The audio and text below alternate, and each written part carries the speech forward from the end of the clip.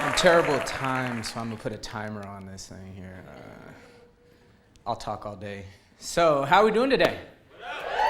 Man, this feels weird. Feels weird for multiple reasons. So I teach at San Diego State in Cuyamaca, and so I'm used to teaching to like 30 people. And that's what I thought I was going to be doing when they asked about, hey, would you speak at Creative Mornings? I was at You Belong Here. And I was like, yeah, I could do that.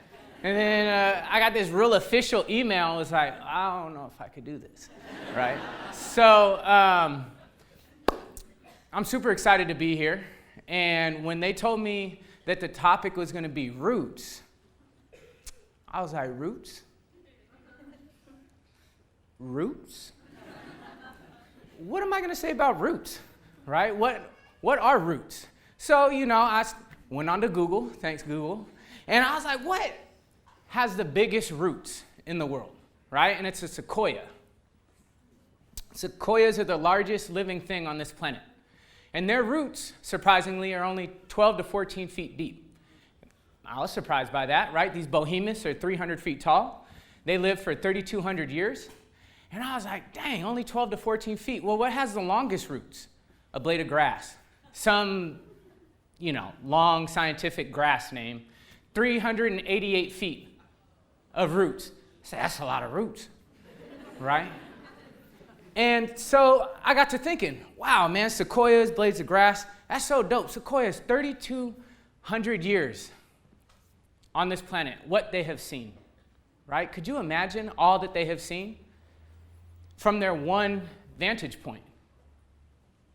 See, that's the thing. Their roots also expand an acre. And I don't know, any of you from San Diego, I don't know what an acre is, right? So I just imagine that's like a real big area, And I was like, okay, so that makes sense, 12 to 14 feet deep, huge, vast amount of roots so that it could stand tall for 3,200 years. If it got the shitty side of the mountain, though, it can't change its view, right? It has to stand where it's standing. It might be able to sway a little bit, right? Bend if it snows, but it can't move. And so that really got me to thinking, well, what are roots for humans? And so if we define a root, that I didn't Google, I probably should have. So whatever comes out of my mouth, I'm just making it up, right? But what do roots do, right? They suck up nutrients and water, and they feed the thing that is growing above it. So what feeds us?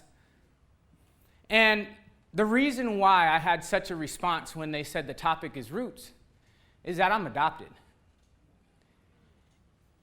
And if anybody else here is adopted, you know how I'm feeling when I say roots have been a huge question mark in my life. What are my roots? Can't find it out. Thanks to technology, I met online. I think I met one of my uncles and had a quick thing with him. He doesn't really know my mom. But what he did know is that my mom was involved in prostitution as a kid, and I was born when she was 17. So I may be a product of prostitution. I don't know. Is that my roots? Does that define me? Is that what's been growing me this whole time? The family that adopted me, I love them. They're a bunch of sloths, right? They like to chill. On vacation, they want to kick it in the hotel room. Meanwhile, I want to do everything but be in the hotel room, right? So has that been growing me as well? And so I've wondered these things. And at the end of the day, I have no idea. Do any of us? I work in underserved communities. That's what I've been doing as a social worker since 2006, right? In and out of homes, in-home parent education, working with child welfare services. I've had to remove a few babies. I reunified a lot more. But one of the things I also do counseling. I've been doing therapy as well, and informal counseling, working with youth, transition age youth, where my heart lies, 16 to 24-year-olds. And one of the things that I've come across is that no matter who I'm sitting across from, a lot of what they're wondering about is in the past, is about their roots. Who are they? What defines them? And so it looks different depending on who you talk to. I've spoken with foster youth that have been abused by their parents, and they're not now a part of the foster care system. And they struggle. You know, I've worked with foster youth that have had over 100 placements. 100 placements. 100. Where are their roots? What do they hold on to every time they're ripped out of another foster care home? What's left, right? I've also worked with other people in underserved communities, parents struggling with addiction, and I get to know about them and their addictions and their families. And their families have addiction in them. Parents, grandparents, great-grandparents. What are those roots? Does that have to define them? Is that what's been nourishing them this whole time? Gang members. I've worked with a bunch of gang members, many of which they want to still be down for the set. My dad was from the set. My grandpa, my great-grandpa, he's an OG, triple OG. That's what I'm about. But at the same time, I've worked with people and young people who've been involved in gangs. One in particular, I'll never forget this text message. I met him, he had a gun charge. And when I first met him, he didn't want to talk to me, so we just played video games. That's it, just play video games week after week. And then once I started kicking his butt in the video games, he thought, maybe I'll talk to this guy, right? Tired of losing. And I was like, yo, what's up, man? What do you want to do in life?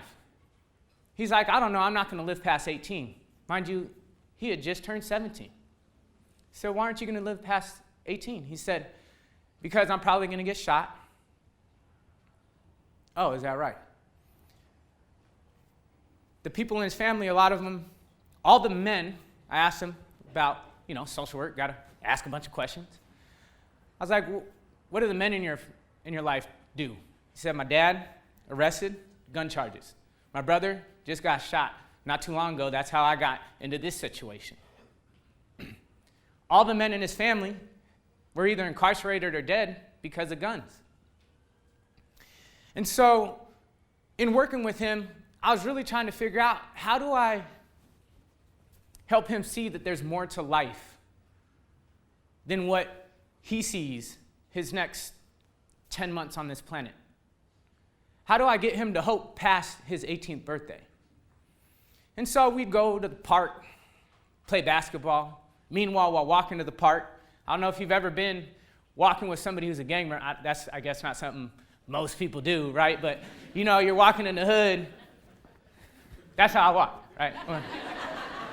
And so you're walking in the hood, and I just look ahead, right?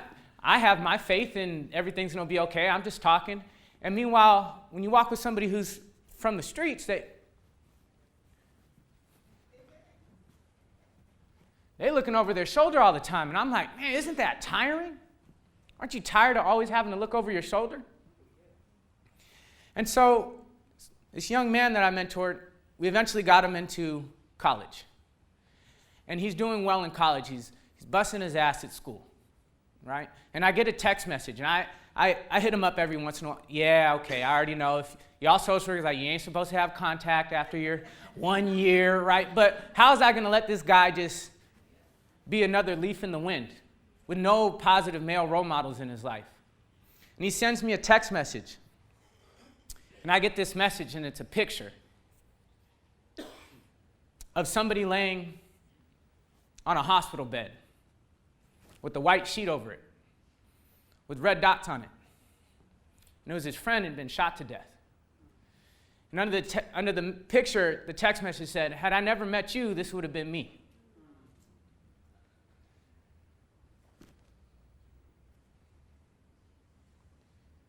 For real? And he's just one. He's just one person who feels this way, and I've met multiple people who feel this way. And so I kept thinking to myself, what are we going to do? What can we do, right? And so I was blessed to be adopted in that I had my roots cut from under me. And I've been able, since the day I could remember making a conscious thought, wondering, can I just make it up myself? Can I just define what my roots are? When Nike says, just do it, that resonates with me. When people say blood's thicker than water, I have no idea what that means. Right? When I hear positive speeches about anything really, I get moved. When I hear speeches of people's trauma and their pain, I'm also moved. But then when I hear people's stories where they're the victim, I understand that things happen. I've had things happen to me too. I was molested, had to deal with that for a while, didn't know how to process that, got drunk and high for a whole long time, didn't know how to cope, didn't know who my parents were, drugs and alcohol. I always thought I wanted to be a gang member.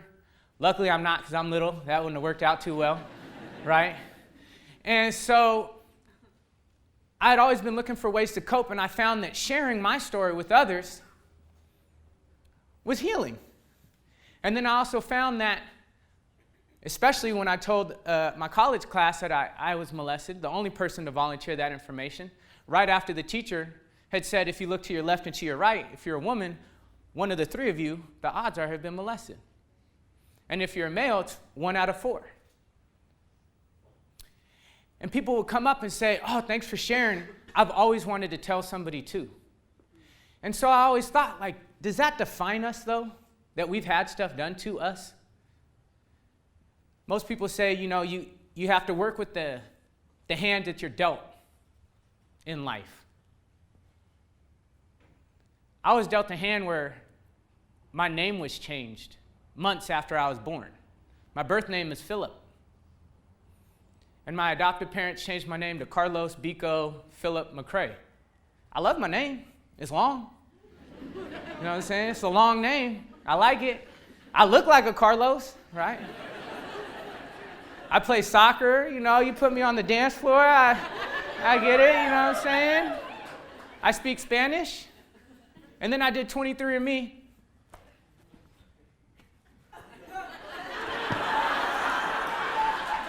None. I'm 10% Nigerian. You know what I mean? Hey, get low, So I was like, you know what? Why I keep worrying about where I come from? See, unlike the sequoia, we could get up and put our roots somewhere else. Who's from San Diego? Look around. All y'all suckers from other places, you know what I'm saying? Y'all came to sunny San Diego, and I hope you brought the good weather. You're paying our sunshine tax. I appreciate that. Right? We could move. The boy I mentor, he's working now. He's in child development. He's doing his thing, graduating from college. And he's just one story. I've worked with parents that felt like they had no future, that their past defined them. And with some encouragement and some hope. See, when you're a social worker, you get this benefit of sometimes being the first person to ever tell somebody, I believe in you. And I believe in you. And can you do this? Yes, you absolutely can. And so there's lack of that in this world, I think, on a one-to-one connection, on a one-to-one level. And so we created the Dojo Cafe, a coffee shop in City Heights, as an experiment. How can we create sustainable change in a community, in an underserved community?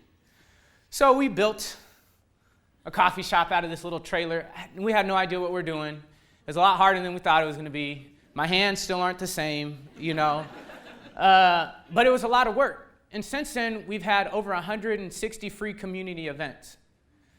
We've gotten over 40,000 people to a parking lot that was a deserted parking lot over there right next to the YMCA on El Cajon Boulevard.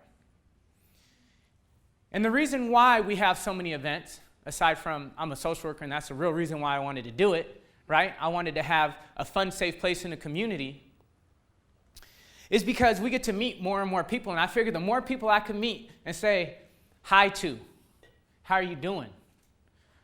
What are your hobbies? What are your interests? Like this one boy, he's 17. I remember saying, hey man, what are you into? He's like, oh, I'm into beatboxing. I'm like, oh, that's tight. Can you beatbox? He's like, no. I'm like, so what are your dreams? He's like, man, I'd love to be a part of a beatbox competition, and we had a beatbox competition. We had a beatbox competition. I didn't know nothing about beatboxing. We have a 13-year-old, she's now 14, selling slime. I didn't know nothing about slime. My wife's kids weren't involved in slime at that time or something. I don't know, I missed it. I missed the boat. And I was like, oh, you over here hustling slime. That's cool. You know, how much can you make doing this? She's like, I don't know, it's fun. And I was like, well, what are your hopes and dreams? And she said, I want to have a slime event. I said, what is that? She's like, well, you get a bunch of slimers. Time out, what are slimers? That sounds messy. You're going to mess up my lot. You know what I'm saying? And so I said, well, let's do one here in San Diego. And she said, well, there's none in San Diego. I said, exactly, let's do it. She said, I don't know how to do it. I said, me neither. But let's figure it out. Months later, she had over 27 slimers come to the Dojo Cafe, flew 2 slime influencers. Right? And, you know, I had a successful event, right? And no slime was injured in the process of the event, right? And so I look at this like, what are we doing here? What are we building? We've won some awards. Made me stop and think about, why would somebody give us an award? We're just out here just doing the good work. We're not doing anything special. We're just talking and connecting to people, human connection. But then I had to remember, well, the whole reason why we started is I work with a bunch of people who lack human connection. So maybe it is special, sad as that is, that human connection is special in this society. And so one of the founders lives in City Heights. Her name's Nancy, and I said, Nancy, when I met her in this nonprofit I started, I said, one day we're going to work together. She's like, what?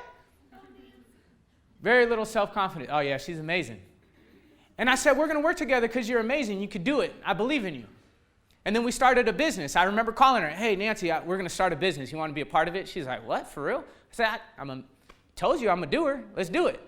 And she's like, I don't know nothing about coffee. I said, me neither. We'll figure it out. And I said, but why? Why do you want to be a part of what we're creating, this experiment? And she said, because I want City Heights to be a place where people want to go to instead of where everybody wants to leave. Right? And that's the thing. When you work with people in underserved communities, a lot of times they want to leave those communities. That's where their roots are, but they want out. They want more. They want hope. They don't think that their community is giving them the right nutrients to grow them into something magical, something special. But the reality is, some TED Talk I watched, so don't quote me on the statistic, is that the odds that we are who we are, 1 in 400 trillion. 1 in 400 trillion that you are who you are.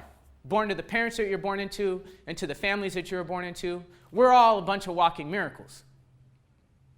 Right? And whether you're religious or you believe in evolution, if you go far enough back in our roots, we all started in one place, God or Africa. You know what I'm saying? So then my philosophy now is, fuck it.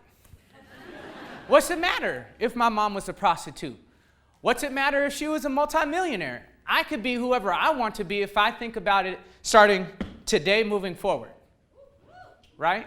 And that's what I try to instill in everybody that I work with. And so when I got the topic of roots thrown at me, I realized at first I was terrified But as the weeks have gone on, I realized what a perfect topic for me to talk about, because that's all I've been thinking about, and that's the work that I've been doing for the last, I'm a social worker since 2006. 14 years. I did math, right? And so, to finish out this talk, all of that is to say that I think it's time that, yes, I know things have happened to you in your life, and that may have caused trauma. I know that you may be going through things. I know that things are tying you down, right? But we are all hot air balloons trying to lift off. And the things that we hang on to from our past are just ropes with sandbags holding us down. And it's time to start cutting those ropes so that we can lift off and fly, right? You all know who you want to become. And you are all the only reason why you don't become that person. It's just you, not your past. It doesn't mean your past isn't real. Doesn't mean it's not valid. But it means that we could also think of it as it doesn't have to matter as much as maybe the power that we give it. And let us grow beyond what we think defines us, and let us start predicting the future by making the future what we want it to be. And so I'll close out. We're all going to do this thing. I really like doing this in my groups. We're going to say, I can, I will, I must, I am. And we're going to say it 3 times. But here's the thing. When people do this, they usually go, I can, I will, I must, I am. Right? Like, no. What I want you to think about right now is take a second, close your eyes, and think of cutting those sandbags because you can. Think about the person that you want to become because you can. And you will, because you will become that person. And I want you to take a breath.